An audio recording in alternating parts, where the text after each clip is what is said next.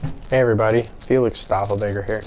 I wanted to make a video because we went over the top 5 worst hyperinflation periods in modern history, especially since the 20th century.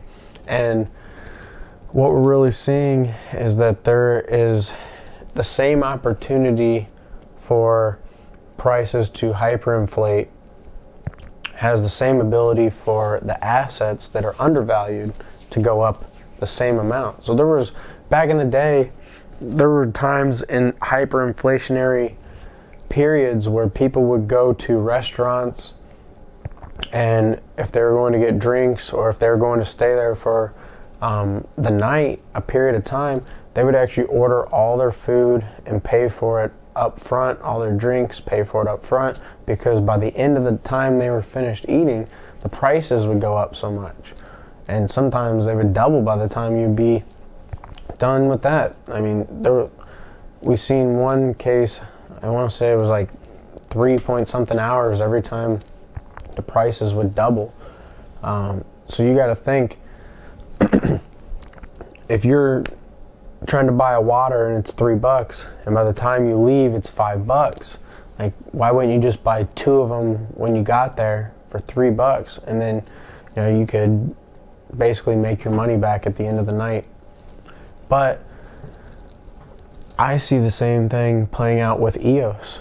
If you bought EOS and we have a hyperinflationary event where you basically have an entire water balloon filled with water and you push it all out into a different container, if you're in that other container at the bottom, you'll be raised all the way up to the top by that water pushing you all the way up. So I see the ability for hyperinflation to positively affect EOS. And we could see a situation one day where even in the not too distant future, where not only are prices going up consistently and not stopping and not letting anyone get off the boat, and if people sell their EOS, they're not going to get back in at the same price. They're going to have to really pay for it. We could see prices start to double every day, or every so many days, every so often.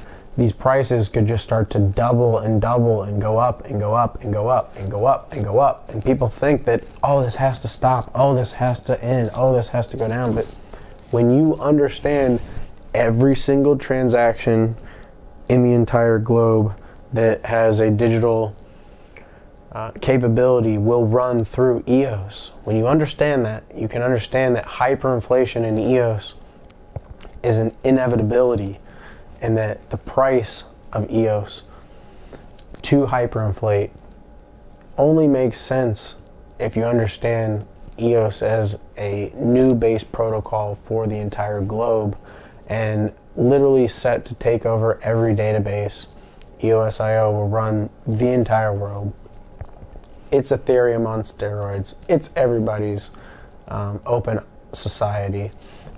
It's Earth's operating system. This is what we're here for. This is what we're talking about. And if you have the ability to get in now, you have the ability to drastically change the direction. The same way a lot of other people have money in many things and it would collapse on them. It drastically changed their life.